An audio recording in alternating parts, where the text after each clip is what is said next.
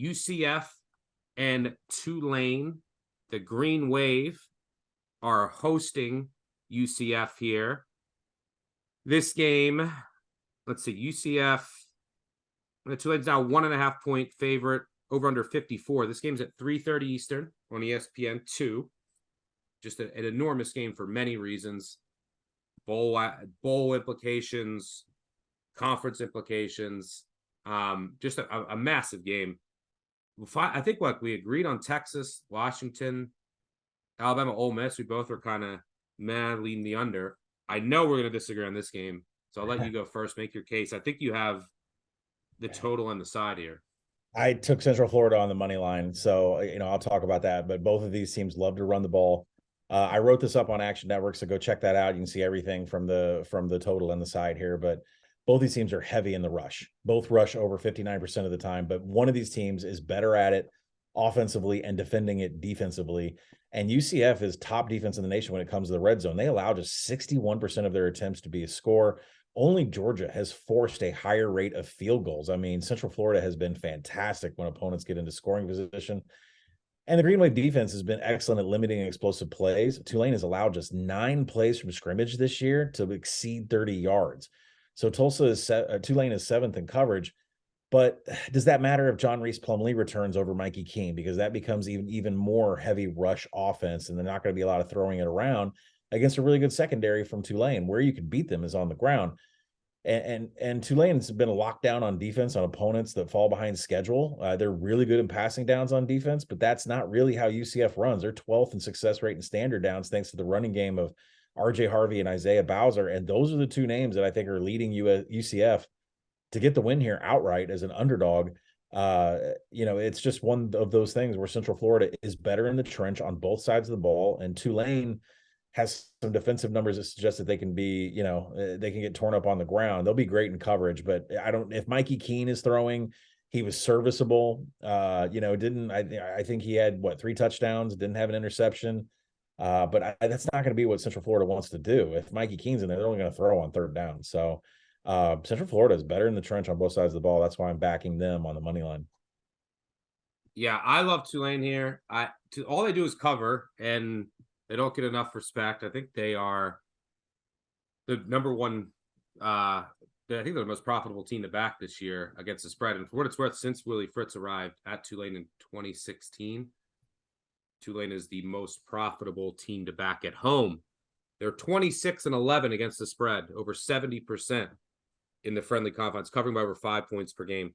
But when I look at this, I love. First of all, if you look at UCF, they had no business winning that game against Memphis last week. Couple special teams blunders. Ryan Silverfield going for it on 4th and 16 after a horseshit targeting call, by the way, which flipped that whole game on its head. Memphis also went 0 of 2 on 4th downs. They outgained UCF, but just every little break went UCF's way. And by the way, the opponents are 6 of 21 on 4th down against UCF this year. And, they're holding opponents to 61% of scores in the red zone, which you mentioned.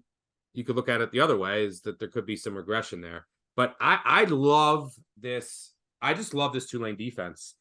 Their coordinator, Hampton, is in for a big-time promotion here shortly. But, yes, their trench isn't great.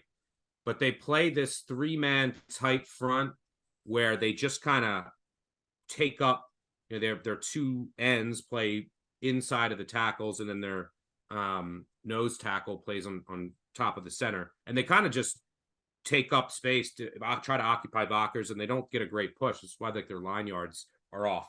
But their linebackers fill gaps unbelievably well. I mean, they have I think the best linebacker group in all of Group of 5, one of the best in the country. I mean, Dorian Williams is just an absolute stud.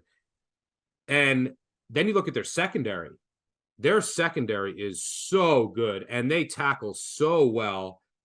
And like you said, they do not let up any explosive plays. You'll see them with 5 D-backs across the field, 10 yards down the field, and this team flies to the ball. They do not miss tackles.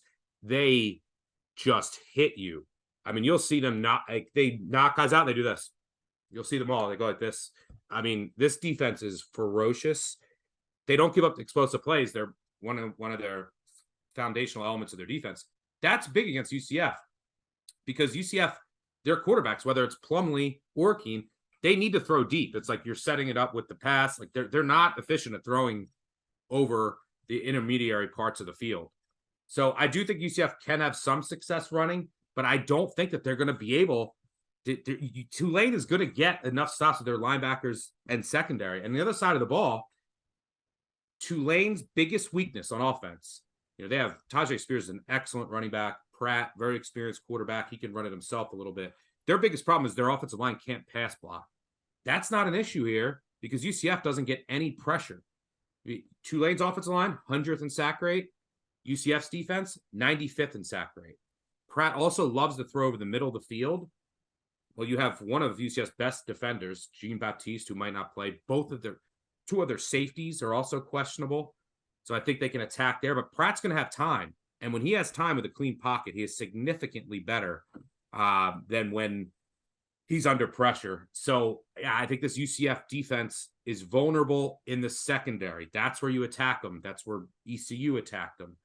And I think that Tulane can attack them if they have time, which they should here.